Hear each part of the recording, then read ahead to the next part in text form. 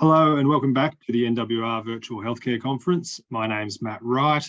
Next up, we have Wayne Paterson, the CEO and Managing Director of Anteris Technologies, listed under the ASX ticker AVR. Anteris Technologies is a structural heart company that delivers clinical, superior and durable solutions through better science and design. Before we hear from Wayne, a reminder that if anyone in the audience has a question, please feel free to type it in using the Q&A function within Zoom. I'll hand it over to Wayne. Please go ahead. Thanks, Matt. Appreciate it. Good morning, everybody. I can't see you, but I know you're out there. So as Matt said, I'm Wayne Paterson, the CEO of Anteris Technologies. I'm going to talk a little bit about our company today, of course, and the disease state in which we operate in. But of course, as you know, Anteris is an ASX-listed company under the ticker of AVR. But what we've basically done here we're in the business of science, obviously, and medicine, and we've created a new class of product to treat a fatal disease. And that's obviously a very significant step in terms of product development. And it's predominantly driven by Australian inventions, which I'm obviously very proud of as an expat Australian. So we're competing in a US $10 billion market. That's the prediction by 2028 by most of the folks who do this stuff in New York. That's based roughly on a 15-20% penetration of the current patient base. So, you know, if penetrated correctly, this market would be significantly bigger based on patient numbers. But no matter how you turn it, 10 billion is a large number. We have clinical studies underway. We have patients who have this product inside of them and working. So we've been able to demonstrate clinical superiority to the current incumbents. Now, this market is only really made up of two players, by the way, and both have products out there that are around 20 years old in terms of their design, and very, very different to the product we brought to market. But we started life not in the space that I'm going to talk to you about at the moment, but in a very different space. We have an Australian invention, a material called ADAPT. Now, this is a material used in surgical repair. And it's a very important material because it turns out to be the same kind of material that these products are made from to treat aortic stenosis. Now, we are by no means a small startup in that regard. The material that we have in surgical repair is in fact the only material to show zero calcification in humans over 10 years published. We have a lot of published data sets on this material. This becomes important because the disease we're talking about, aortic stenosis, is in fact the disease of calcification. ADAPT therefore became a very important part of the story. We then pivoted that material and turned it into the second technology, which is called DurAVR. DurAVR is in fact the valve itself, the product that is used to treat this disease. And I'll talk about that in a minute. But we also then created the first biomimetic valve. All the other valves out there are bioprosthetic. There hasn't been a new valve design in 2 decades. So a new product style in 2 decades. This is significant because we obviously own the IP, but more importantly, biomimetic simply means that it mimics the native biology. We've created a product that in fact looks very similar to the part of your body, the part of the anatomy that is switching out in this disease. ADAPT has also been used in 35,000 patients globally, no major events, of course, and it is FDA approved. So that's a huge hurdle to get over if you're trying to enter this space. ADAPT would be in the top 1 or 2 materials in the world of this nature. We'd be in the top 1 or 2 companies in the world for producing this kind of material. The picture you see on the right is in fact one of our facilities in Perth. We have several up here in the US as well.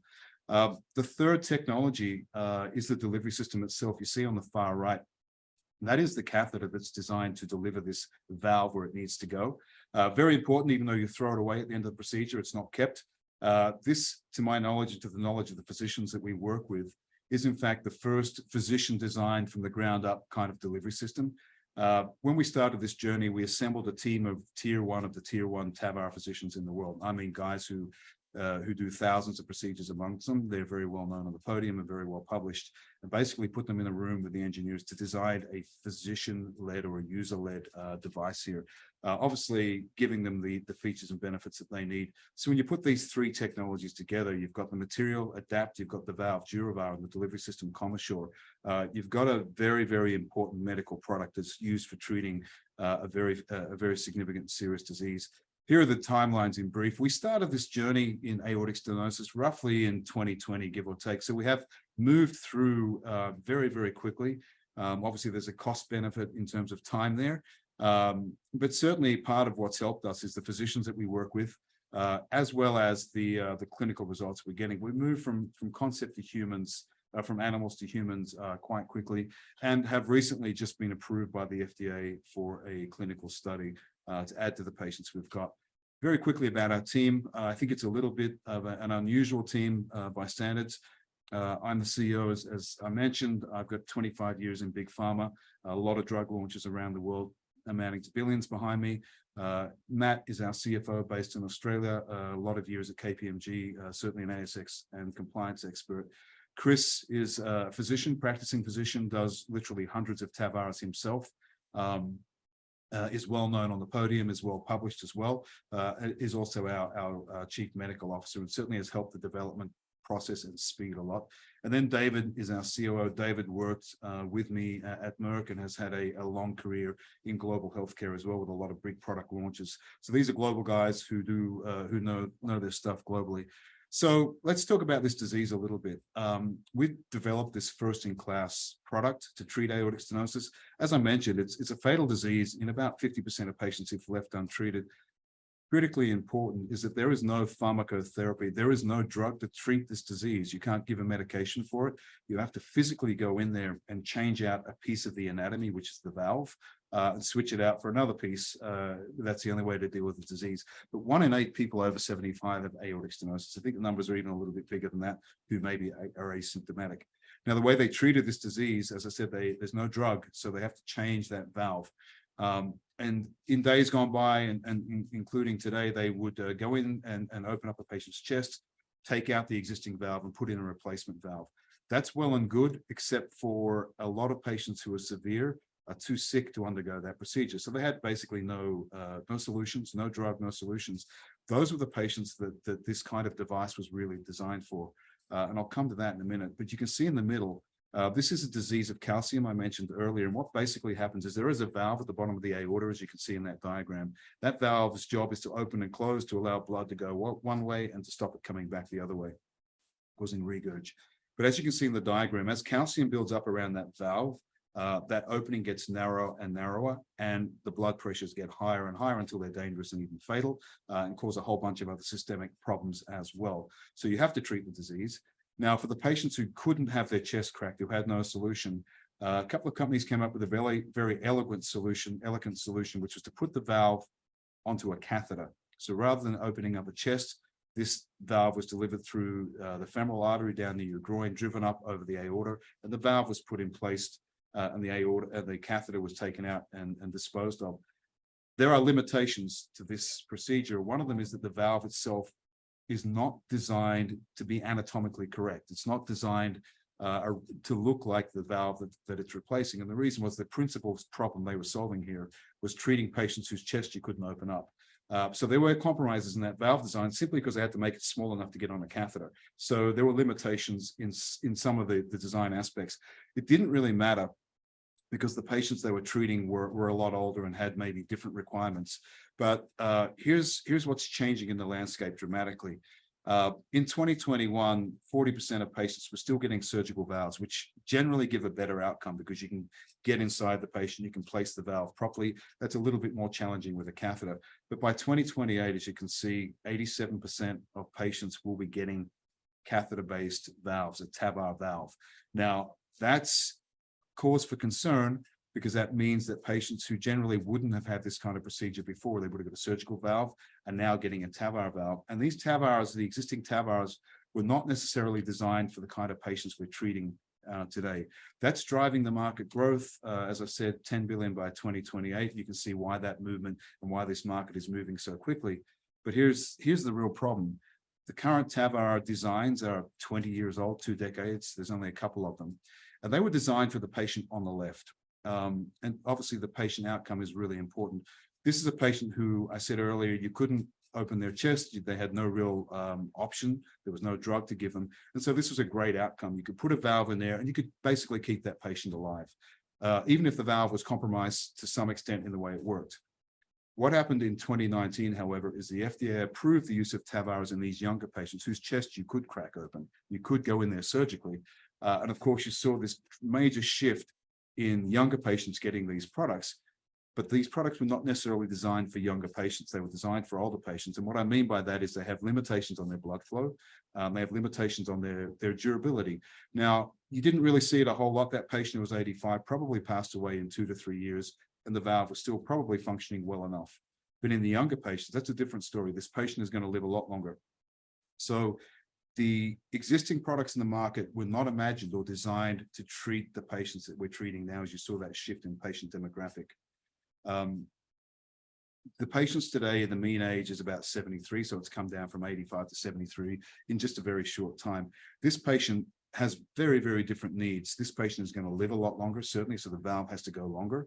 And these replacement valves do fail sometimes in 2 to 3 years. They fail pretty quickly, and they fail quicker in younger patients because the valve is working faster. They fail because they calcify. They fail because they mechanically wear out. But that's not the key issue. The key issue is actually the near term, where the patient is not getting normal blood flow. None of the valves in the market will take you back to the pre-disease blood flow. And this is the disease of symptoms. If you have severe aortic stenosis, you are short of breath. It limits your ability to not just exercise, but to move, to go shopping, to do simple tasks. And obviously, being sedentary is not a good idea when you're already sick. You want to be able to move and get those people fit. So these patients have different requirements. The younger patient is playing with the grandkids. They're playing golf. They're playing tennis. They're doing all kinds of things where normal blood flow matters. So quality of life obviously becomes important, but that has a real clinical impact. And more importantly, they're going to live a lot longer. So they need valves that will last the distance of the patient. The current valves just don't do that. Now, if we look at the existing products, they did do a great job in the older patients, but they didn't deliver on two key aspects. One is pre-disease hemodynamics or blood flow. I mentioned that. These products, when you basically get off the table, do not take you out of aortic stenosis. You're still roughly in the range of mild stenosis. And over time, that valve will start to degrade. You'll end up in moderate and severe disease again. Then there's the long-term durability. I've seen in the last couple of years, more and more on the podium, particularly at these big medical congresses, physicians' number one challenge is how to deal with a valve that's failed on the second time and how to get another valve inside of that one in a very sick patient, in a very bad kind of salvage environment. So this is testimony to the fact that younger patients are living longer. We're now, just in the last 3 or 4 years, seeing these patients now coming through that got those patients some 3 or 4 years ago as those were approved for younger patients. Now, the three core components I've mentioned, the tissue, ADAPT is the benchmark. We've done a lot of tests head-to-head. We've got a lot of patients out there. I don't think anyone argues the point that it is the best or amongst the best tissue treatments in the world. And I think it's the barrier to entry. You've got to be at least as good as ADAPT to even get into this market. It took about 20 years to develop ADAPT by a physician in Australia, so it's not an easy task. Then there's DuraVar. It's the first biomimetic valve in the world in this space. And then, of course, the delivery system. So you have to judge a TAVR on all three components to understand what's really happening. But the calcification stuff is really important. But this is really a story of the here and the now. The minute you get off the table, this valve is working better than in other products out there, which has clinical impact. And the longer term, of course, is important as well. The valve is designed to look like the valve in your body. By the way, your body, the one in your body is a single piece 3D valve. It looks like this. It opens a lot wider than the existing valve. So we've been able to take a different approach. The early valves were designed to go in a catheter. They had to make them smaller. And from an engineering point of view, we're able to step back and say, okay, that happens. There's no point us developing a product that looks like the ones that are already out there. We have to bring some benefits or don't bother. And the physicians and the engineers were able to do that. They developed a valve that mimicked the native anatomy. It works like a native valve. And then, of course, to develop a delivery system that could accommodate this valve. Just a couple of interesting things here, as you can see, that looking at a competitor valve, and this is a little bit technical, but it's nicely shown in this diagram here. The coaptation area is actually where these leaflets come together, called the coaptation zone. A normal valve looks like hands praying, and you'll see that on the DuraVar side, and it gives a long coaptation area, very important to the blood flow. The competitor valves, the three-piece valves, of which they all are, have a much shorter coaptation zone. They tend to snap at the top, and it does restrict the blood flow. They get doming. You'll see on the left that when you see the DuraVar valve manufactured, it's a single piece, it's molded as well, it's shaped like a native valve. When you put it in situ, I've had physicians say to me, except for the frame which you see there, when they look at this valve in actual patients, it looks like a native valve, but for the frame. So a normal valve, I guess, does normal things. I look at it when you're changing out a part of the anatomy, which is what this disease treatment is all about. You really want to be changing it with something that looks like the anatomy in the first place. But let's talk about the patients. We've had 13 patients so far this year, so far in total. This year we'll finish with about 30 to 40 patients. That's a very big number to prove the point. Now we're getting different results and we understand why, but to just give you some perspective, this is a disease that's basically defined by mean gradient, that's a blood pressure measurement, and EOA, the opening of the valve. There are other markers, but these are the two critical ones. Now, normal mean gradient pre-disease should be 5 to 10 millimeters of mercury. And when you get to severe disease, it's going to be about 40, and up to 50 gets very sick. So you can see the baseline, these 13 patients were at 49 to 50, so all in the very severe range. And after 30 days, so obviously very short term, they came back down within the normal range. And we had some very sick patients here, patients that had small annulus, which is more difficult to treat. We had one patient who had a mean gradient of 90, 50 being very high. So 90 means you've got limited time to live, maybe a month, according to the physicians. That patient came down to about 9 millimeters within 30 days, which is incredible to get a normal result of somebody that sick. And after 1 year follow-up, they were at about 8.5 millimeters of mercury. So incredible results. The other defining measurement is the EOA. That's the opening area. So here you want obviously a bigger number. With blood pressure, you want a lower number, which you just saw. So the baseline is 0.5. A sick patient is going to be between 0.25 and 0.5. So that's a very narrow opening. These are small annulus patients, 22.95 mean. And after 30 days, they're all at 2. So that's an incredible result. It's a normal result, which you won't actually see with other products. One of the defining measurements is a standardized test called the 6-minute walk test. This is really important.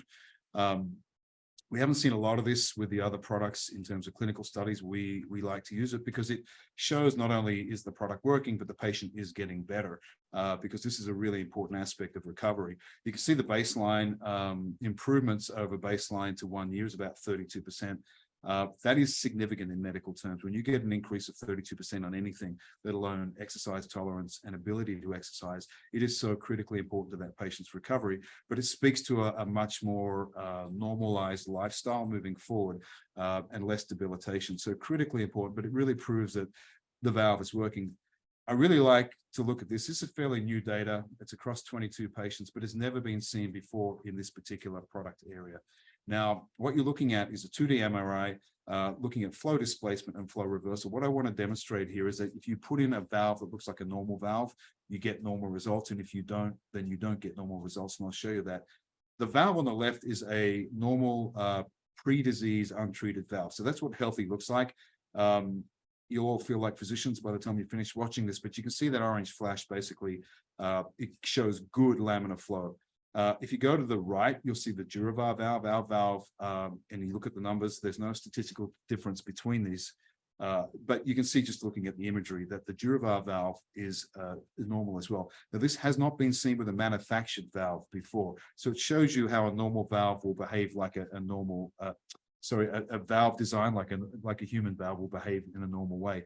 If we go to the bottom left, you can see a severe stenotic valve that's not treated. And you can see a very compromised flow there. No surprises. What is surprising is you go across to the right or to the center, you'll see the two products that are currently in the market. On the left, the market leader, on the other side, the number 2 in the market. Both of these products have very compromised flow. But more importantly, the one on the left, which is market leader, has worse flow than a pre-treated disease valve. That's pretty startling. This is preliminary data. Of course, we are doing more studies on this. But it does speak to other clinical complications that do appear with TAVR patients that maybe were not fully understood. And we're articulating that science to make sure that we can have those discussions on the podium as a new product to the market and really demonstrate clinical superiority on every aspect. And we invite the other products out there to do the same and have those discussions as well. Now, the other thing I want to demonstrate here on the far right is a surgical valve. Again, it's not been seen where a TAVR valve will outperform a surgical valve, because surgical valves are always thought to be better because you place them by surgery, not by catheter. And what you see here is the DuraVar valve has actually got better flow than the surgical valve as well, which is the market-leading surgical valve. So across the board, the DuraVar valve behaves normally and the other valves do not. This does have significant impact on clinical outcomes, and we will demonstrate more of that. There's a lot going on here. I think the biomimetic valve as a construct, a new class of valve for the first time in 2 decades, is really an important breakthrough. An Australian invention has driven all of this, but it really does give you that restorative effect. And in these younger patients, this is really important. Now, this is a view of the 2 products in the market. They're left and right, and then our product in the middle. It is done on a bench, so it's a proxy, but just wanted to give you an indication visually of what these look like. This is what it basically looks like in the body. We can control the pressures in and out on this device, but you can see the DuraVar valve opens a lot wider than the others. On the left, you've got the market leader, and you'll see that compromise in that 3-piece valve design leads to a bit of doming at the top, and that does restrict the blood flow. On the far right, you've got the Evolute valve. It's actually the only one made from porcine. The other 2 are made from bovine. And I think back in the day, they made it from porcine because it was a little bit thinner, a little bit smaller, but they probably wouldn't do that now. And it does have impact, certainly on the blood flow. In every case we look at, whether it's humans, whether it's animals, or on the bench, DuraVar has superior near-term, short-term clinical performance, which translates to longer term. Now, the early feasibility study has been approved. It was we got preliminary approval in December. This is an FDA approval. After a good 12 to 18 months of studies, animal studies, material studies, there are a lot of things you have to, of course, prove to the FDA, fortunately, to prove that you're safe and fit for humans. They also reviewed our 13 patients. That helped a lot in the dossier. And we got full approval, unrestricted, in February.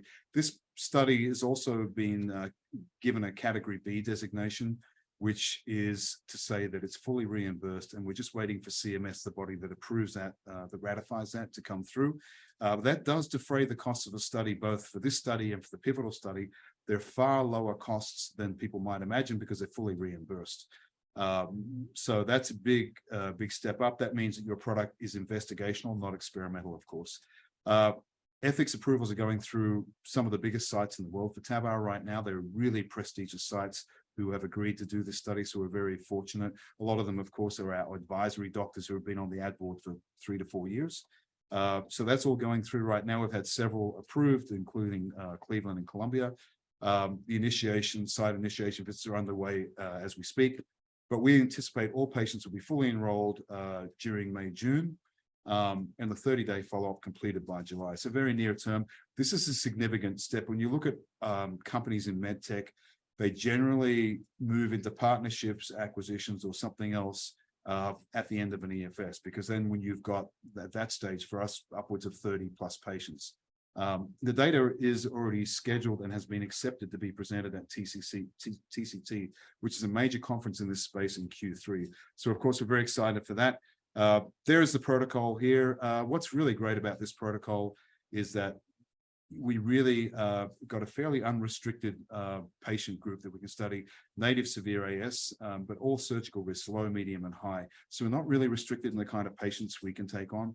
The safety endpoints, of course, are fairly standard: all-cause mortality, disabling stroke, according to the VARC-3 criteria. And the technical success there is device success, including the hemodynamic performance, which we've already demonstrated, of course, in patients.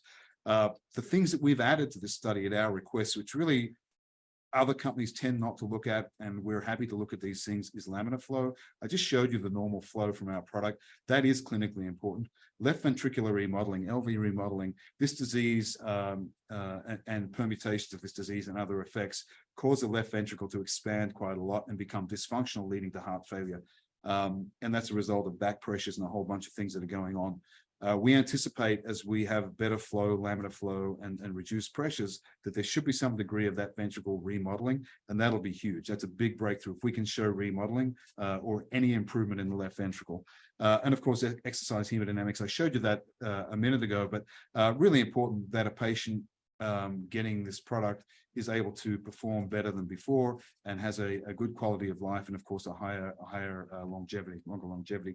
Follow-up is 10 years. That doesn't, of course, mean we have to wait 10 years. We have to wait 30 days, but we want to follow these patients as long as we can, of course, to prove the point for both the short term and the longer term. So this study is all about short term. How do you look when you get off the table? And the longer term follow-up is there as well. Now, pre-commercial and commercial rollout. I get a lot of questions about this, so I thought I'd add a slide on it. I've launched 36 products myself globally, billion-dollar products, as has David and people in our team. We've been following the pre-launch playbook for about 2 to 3 years now. There is a pre-launch process. It includes the kind of advisors you work with, how you ramp up a product, and whether you have clinical superiority. All of these things matter. If you've done it a lot globally, then of course it's not a mystery. If you haven't, it might seem a little bit like a daunting task from the outside. It truly is not. And not necessarily an expensive task in this particular space. We anticipate in the first year 5% market share. That's hyper conservative. That would equate to somewhere in the range of 250 to 300 million US dollars. We have a lot lower infrastructure costs than the bigger companies, of course, so we would be cash flow positive relatively quickly on that basis once we got through the inventory costs. But we do have clinical superiority. We know why we have that, and we anticipate that to continue, of course. TAVR procedures are concentrated in high volume centers, so it's not like you have to launch the universe on one day. 65% of the volume come from the top 20% of centers in the States here. And we're well covered in that group by our medical advisory board, the physicians we work with right now, and the physicians within their network, and people that we also know as well who don't necessarily sit on our board. So we are certainly in good hands. Many of the physicians we talk to and who know this product will tell you that they will use it for 50% or even 100% of patients from day one. In aortic stenosis and valve, which I won't really talk about today.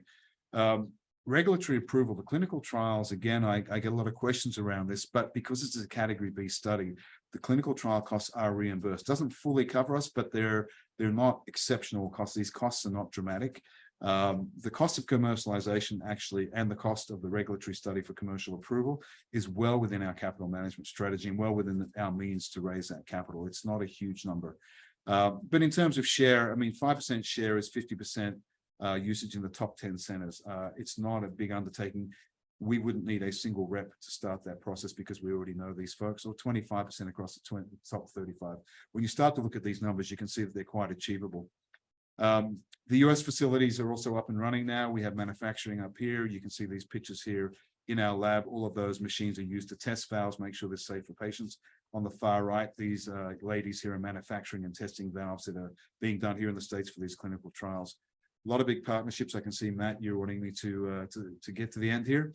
I won't go through the partnerships. They're very prestigious. And of course, they speak and validate the science that we're working on. Final point, it's a new class of valve. It's a new product that treats a fatal disease. It's the only product that really gives you a preclinical, pre-disease state in terms of blood flow. But these three components of the tissue adapt, the valve design, DuraVar, and the delivery system, Comissure, really make for a product that has both clinical superiority, so great outcomes for patients, but obviously also points to the commercial success and viability of this product. So on that note, I'll put a pause in it and go to questions, Matt. No worries. Thanks, Wayne. That's very comprehensive. We're getting close to time, so we'll just go a few quick fire questions to finish off because I do want to get through them. So the first one is, how many patients do you expect to enroll in your pivotal trial? Right. So, I mean, the key point here is, you know, the FDA, we've been given access to the FDA on a monthly basis. Just recently, they reached out and said they'd like to have informal meetings. That's a huge step. You don't get that as a small company, so it speaks to their confidence in us. Look, it could be 1,000 patients, which of course is a very small study. I've run studies of 10,000. So for me, that's a small study. It could be as low as 500 even. It's hard to say. I think at the upper range is going to be 1,000 to 1,100, something like that. Either way, the physicians say they can enroll that study within a year, whether it's 500 or 1,000. They're certainly the volume of patients out there would well and truly cover it. So it doesn't really have a material difference. But let's say 1,000 at the worst case scenario. Great. And how is recruitment going for the FDA EFS for the product? Yeah, so the recruitment phase, we go through, as I demonstrated, the IRB, the ethics approval. So there's a stepwise approach even after you get the FDA approval. Those things are all going through. Some of the hospitals, such as Cleveland and Columbia, have actually approved the IRB, so that's good. They're going through patient selection right now. So once they select out the patients they want, that's in essence the recruitment. Those patients will be then scheduled and implanted during May and June, with the whole study completed by the end of June and the 30-day follow-up completed by the end of July. Great. And given the Category B designation for DUR AVR, in the FDA trials and its ability to be sold during the trial, what price can each device be sold for? Right, so there's two components to category B. One is the cost of the device, one is the cost of procedure. So the cost of procedure covers our costs, of course, that's important. Cost of device is circa US 25,000. So it's significant. Certainly I can't tell you the cost of goods, but understand that that margin is pretty good. Obviously that's not gonna be the commercial story, but you know, we will actually start to book, let's say, income during the course of that study. In fact, this year as well. So during the course of 23, 24, 25, we'll be booking income from those studies. Great, and you've touched on it there, but the $64,000 question, I guess, that a couple of people have come in with is, when can you expect to start earning revenues? Well, I mean, yes. So if you define revenues as commercial launch, that's one question. Obviously, revenues and income around the studies is another question. So I'll discount the studies for the minute. We have multiple paths, a couple of which I'm not privy to talk about right now, that we're discussing with the FDA. Some of them are quicker, some of them are longer. And we certainly are looking at valve-in-valve, which could be our first commercial launch. That's a huge unmet medical need. 20-30% of patients are $2 or $3 billion worth, where our product is absolutely no-brainer, the best product for that function. We may have more news on that by the AGM. That could bring us to revenues and income in 24, 25. And beyond that, the aortic stenosis, which is obviously the big ticket item, revenues, I would anticipate, you know, starting around about 26, somewhere in that range. Great. Really appreciate you taking the time to go through the story today, Wayne. Fantastic. Thanks for having me, Matt. Really appreciate it. No problem. Next up, we have Microbial Life Sciences, who'll be on at 10:20 Eastern Time. But thanks again to everyone for joining, and thanks, Wayne. Thanks, Matt.